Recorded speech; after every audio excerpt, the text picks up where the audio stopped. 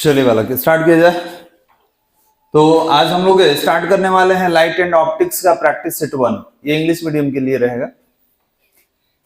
चलिए बताइएगा। Question number 1 है, the image formed on the retina of human I is. Human आई के retina पर किस तरह का इमेज बनता है बताइए। तो आपने बोला रियल एंड इन्वर्टेड, तो यहाँ वर्चुअल है, इरेक्ट है, रियल है, नॉट है, तो कौन सा होगा? Option number 2। ठीक है, तो याद रखेंगे ह्यूमन आई के रेटिना पर जो रेटिना रहता है पीछे, इस रेटिना पर रियल इमेज होता है और रियल इमेज इन्वर्टेड होता है और real image can be obtained on the screen while virtual image can not be obtained on the screen. Real image को हम लोग स्क्रीन पर ला सकते हैं, वर्चुअल इमेज को स्क्रीन पर नहीं लाया जाता है। ठीक है, तो ऑप्शन नंबर 2 होगा। चलिए नेक्स्ट अगले क्वेश्चन में आते हैं। The magnifying power of a magnifying glass of power 12 diopter in normal adjustment is given by। Normal adjustment के लिए, तो नॉर्मल एडजस्टमेंट के लिए जो मैग्नीफाइंग पावर होता है ग्लास का, वो होता है m equal to 1 plus D upon F. ये होता है बालक। तो यहाँ पे पावर दिया है, आप पहले फोकस निकाल लीजिए। तो आप बोलेंगे कि सर P इक्वल टू क्या होता है? तो P इक्वल टू होता है 100 अपॉन एफ। तो जब F निकालना रहेगा तो क्या होगा? 100 अपॉन P होगा। 100 अपॉन P 100, और ये P कितना दिया है? 12। तो ये ले लिए, और ये किसमें होगा? सेंटीमीटर में होगा कि मीटर में? सेंटीमीटर में, क्योंकि 100 अपॉन F सेंटीमीटर के लिए होता है। तो ये फॉर्मूला है आपका नॉर्मल एडजस्टमेंट के लिए। ध्यान देंगे, नॉर्मल एडजस्टमेंट के लिए मैग्निफिकेशन का फॉर्मूला है। तो आप रखेंगे 1 प्लस डी को क्या बोला जाता है? Least distance of distinct vision. ये कितना होता है? 25 सेंटीमीटर, और नीचे एफ का वैल्यू यहां से रखिए, कितना है? 100 अपॉन 12। 100 अपॉन 12। ठीक है, ये स्टेप को सीधा करेंगे तो ये 25, ये 12 कहां चला जाएगा? ऊपर चला जाएगा मल्टीप्लाई में, और नीचे 100। तो 25 4 जो 100 होता है, 4 बार में कैंसिल, और 4 3 जो 12। तो m इक्वल टू कितना आ गया? 1 प्लस 3 इक्वल टू 4। तो option number 1 is the right answer. Clear है बालक? चलिए, तो ये नॉर्मल एडजस्टमेंट के लिए आपका मैग्निफिकेशन है, याद रखेंगे।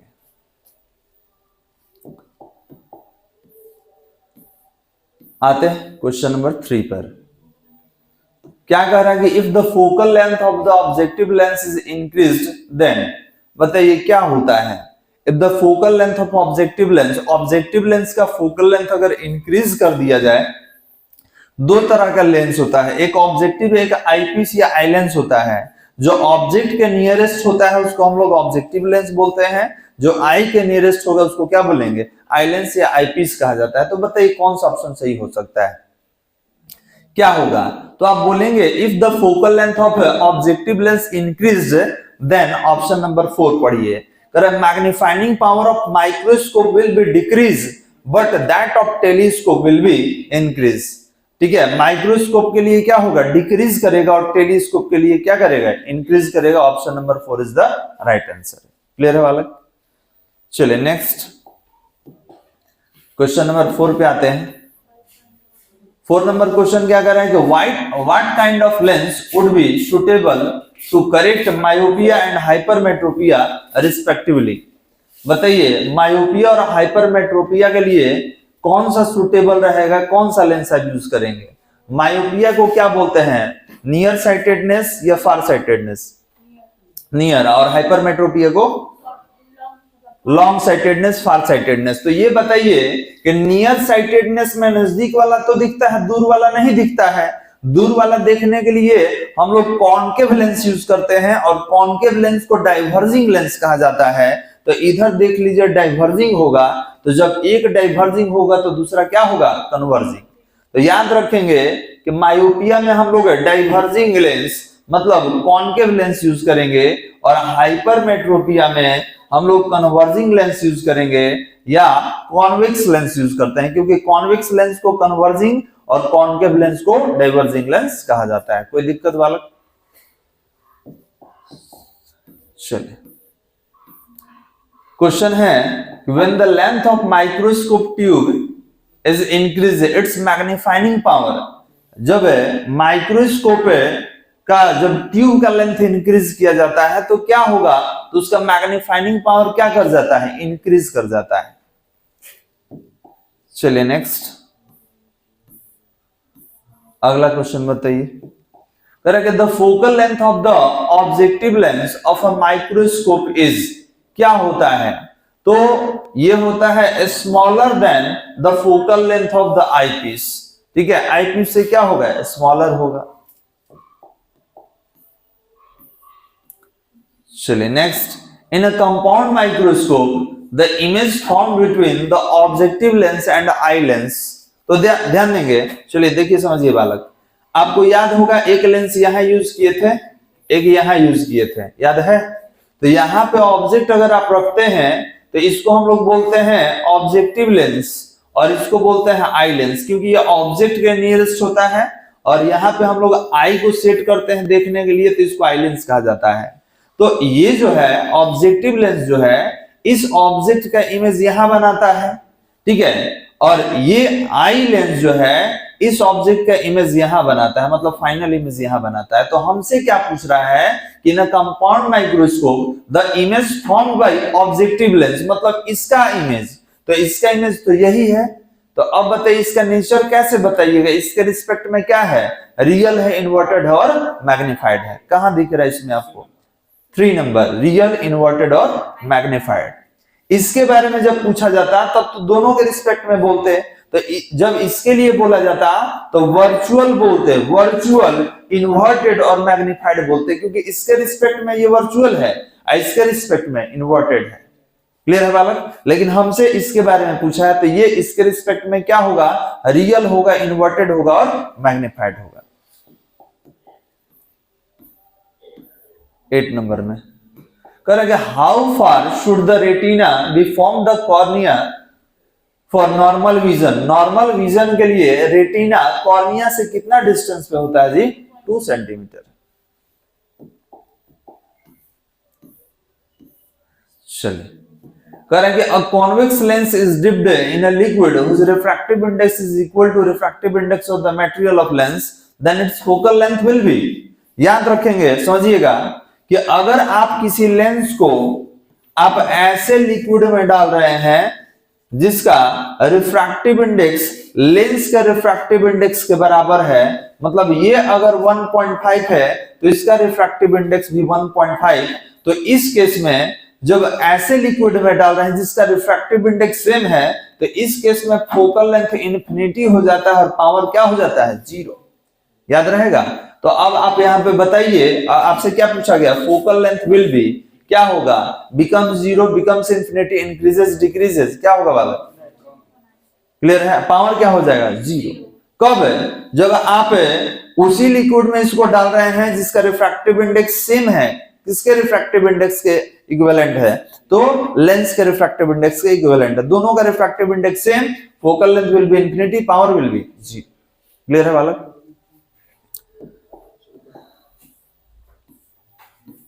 चलिए ये बताइए,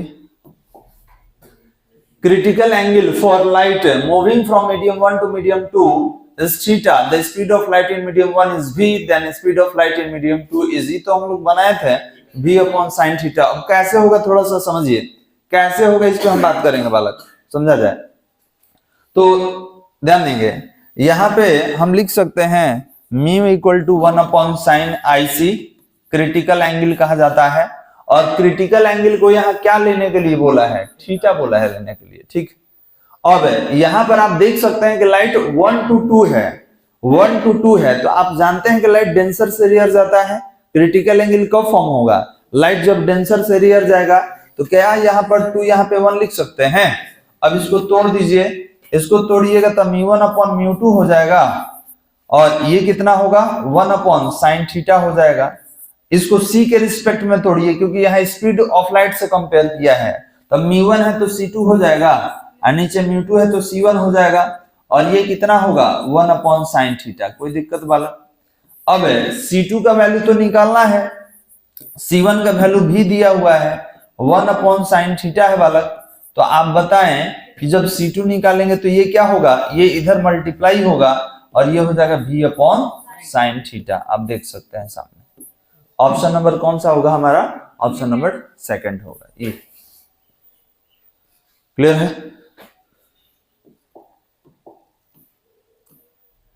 चलिए अगला question, equivalent focal length of to lenses in contact having power 2 dioptre and 3 dioptre. कह रहा है कि दो लेंस है, एक चीज और ध्यान देंगे, ये प्लस में है बालक, तो प्लस में है तो इसका मतलब कौन सा लेंस है, कॉन्वेक्स लेंस। तो यहाँ पे एक चीज और आप बता सकते हैं सर ये रिजल्ट तो नहीं होगा, क्योंकि जब दो कॉन्वेक्स को आप ऐड करेंगे तो रिजल्ट में कॉन्वेक्स ही आना चाहिए। ठीक है, तो दो तो कैंसिल हो गया, ये दोनों में से कोई होगा। तो हम क्या करेंगे, पहले इक्विवेलेंट पावर निकाल लेंगे। तो इक्विवेलेंट पावर बता दीजिए क्या करेंगे आप P1 प्लस P2 करेंगे, कितना होगा 2 प्लस 3 = 5 डायोप्टर हो गया। अब आप फोकस निकाल दीजिए, तो इक्विवेलेंट फोकस कितना होगा 100 अपॉन P होगा, ये हो गया 100, ये हो गया 5, कितना बालक प्लस 20 सेंटीमीटर। Option number 4। चलिए नेक्स्ट 5 नंबर, ये बताइए f/2। बहुत अच्छा कर, when two converging lens, converging lens कौन होता है, convex. Converging lens of same focal length f are placed in contact, then the focal length of the combination is. बहुत आसान है बालक, आप डायरेक्ट वाला फॉर्मूला याद कीजिए, आपको बताया गया था कि f1 × f2 upon f1 plus f2।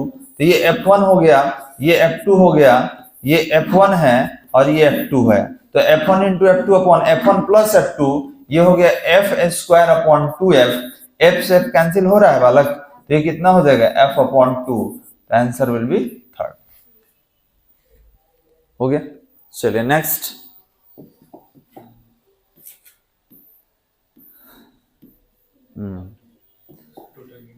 बताइए द ऑप्टिकल फाइबर, ये बहुत बार पूछा गया क्वेश्चन है। Optical fibre works on the principle of, क्या होता है, टोटल इंटरनल रिफ्लेक्शन। इसके बाद the radius of curvature of plane mirror is, कितना होता है, इन्फिनिटी होता है।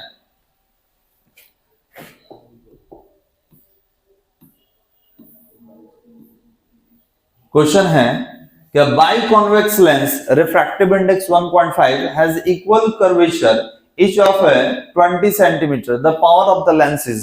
लेंस मेकर फॉर्मूला से बनेगा बालक। अब इसमें क्या होगा देखिए, बता दे रहे हैं फॉर्मूला क्या है। तो यहाँ फॉर्मूला है 1/f = μ - 1 1/r1 - 1/r2, ये फॉर्मूला है। चलिए गिवन डाटा में बताइए बाई कॉन्वेक्स है तो इसमें दो रेडियस होगा, और आप जानते हैं बाई कॉन्वेक्स में पहला रेडियस प्लस में होता है और दूसरा रेडियस माइनस में होता है, ये पढ़ाए थे आपको। तो ये कितना हो जाएगा प्लस 20 सेंटीमीटर, ये माइनस 20 सेंटीमीटर। रिफ्रैक्टिव इंडेक्स देखिए वहां दिया हुआ है, अब वैल्यू रखिए 1/f = ये 1.5 - 1 1/20, माइनस आएगा तो माइनस माइनस क्या कर देगा बालक, प्लस 1/20। चलिए ये कितना हो जाएगा 1/f = इसमें से माइनस करेंगे तो ये 0.5 हो जाएगा, और ये जब बेस सेम है तो ऊपर वाला जोड़ दीजिए, ऐड कर दीजिए 2/20। डेसिमल हटाएंगे 10 आ गया, 5 2 से 10 से 10 कैंसिल, 1/f = कितना 1/20, 1 से 1 कैंसिल, तो आपका फोकस कितना आ गया 20 सेंटीमीटर। जब फोकस आ गया तो पावर मालूम है, क्या करते हैं P = क्या कर लेते हैं 100/f कर लेते हैं। रखिए P = 100/f, आपका 20 है, 25 × 100, 5 डायोप्टर है बालक पॉजिटिव। कौन सा ऑप्शन कौन होगा, फर्स्ट। क्लियर है। चलिए आगे बढ़ते हैं। Question number 16, the critical angle of light passing from glass to air is minimum for. किसका क्रिटिकल एंगल मिनिमम होता है। क्रिटिकल एंगल कब फाइंड आउट करेंगे, when light ray goes from denser medium to rarer medium. तो एक चीज ध्यान देंगे, क्रिटिकल एंगल और रिफ्रैक्टिव इंडेक्स दोनों में इनवर्सली प्रोपोर्शनल का रिलेशन होता है। समझिए इधर क्रिटिकल एंगल और रिफ्रैक्टिव इंडेक्स में इनवर्सली प्रोपोर्शनल का रिलेशन होता है। तो क्रिटिकल एंगल मिनिमम होने के लिए क्रिटिकल एंगल मिनिमम होने के लिए रिफ्रैक्टिव इंडेक्स क्या होना चाहिए, मैक्सिमम। किस कलर का रिफ्रैक्टिव इंडेक्स मैक्सिमम होता है, वॉयलेट। समझ में आ जाएगा। चलिए यहां पे ध्यान रखिएगा, मिनिमम पूछा कि मैक्सिमम, तो क्रिटिकल एंगल मिनिमम होगा तो रिफ्रैक्टिव इंडेक्स क्या होना चाहिए, मैक्सिमम। और मैक्सिमम किसका होता है, वॉयलेट का होता है। नेक्स्ट बताइए, the angle of minimum deviation for thin prism of refractive index mu is, आपको बताया है मिनिमम डेविएशन कितना होता है, तो ए म्यू माइनस 1। कहां है इसमें, देखिए ये सेकंड वाला है, ठीक है। इसको बोलते हैं angle of deviation through prism.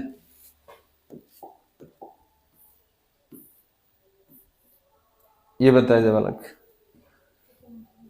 क्या कह रहा है, the focal length of a lens is 1.5 in air is 20 centimetre, it's focal length in medium of the refractive index is. आप लोग नहीं बताएंगे, इनको बताने दीजिए, बता दीजिए बालक क्या होगा।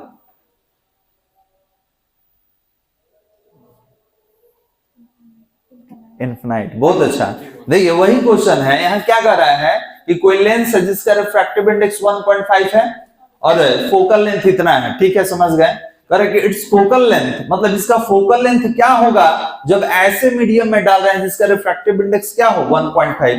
तो एक चीज ध्यान देंगे, अभी आपको बताए हैं कि आप 1.5 वाले मीडियम से फिर कहां डाल रहे हैं, 1.5 वाले मीडियम में, और जब सेम मीडियम में मतलब रिफ्रैक्टिव इंडेक्स सेम हो दोनों मीडियम का, तो फोकल लेंथ क्या हो जाता है, इन्फिनिटी।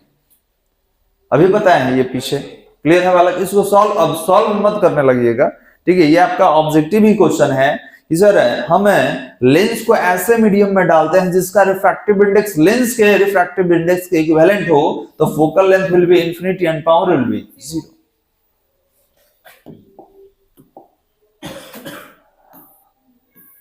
चलिए ये क्वेश्चन बताइए कि when a ray of light enter in a glass slab, its wavelength always decreases। कभी भी लाइट अपना मीडियम चेंज करता है, रेयर टू डेंसर जाएगा तो सारा डिक्रीज करेगा। हाँ एक चीज है, एक फिजिकल क्वांटिटी चेंज नहीं होता है, क्या, फ्रीक्वेंसी। फ्रीक्वेंसी छोड़ के बाकी सारा चेंज हो जाएगा, याद रखिएगा। और वेवलेंथ क्या होगा, डिक्रीज करेगा बालक। 20 करेगी, the least distance of distinct vision for the normal eye कितना होता है, 25 सेंटीमीटर होता है बालक। नेक्स्ट, द नियर पॉइंट, ये बताइएगा, the near point in case of a person suffering from long sightedness will be situated at a distance of. अब बताइए लॉन्ग साइटेडनेस में क्या होता है, दूर वाला दिखाई देता है, नजदीक वाला नहीं।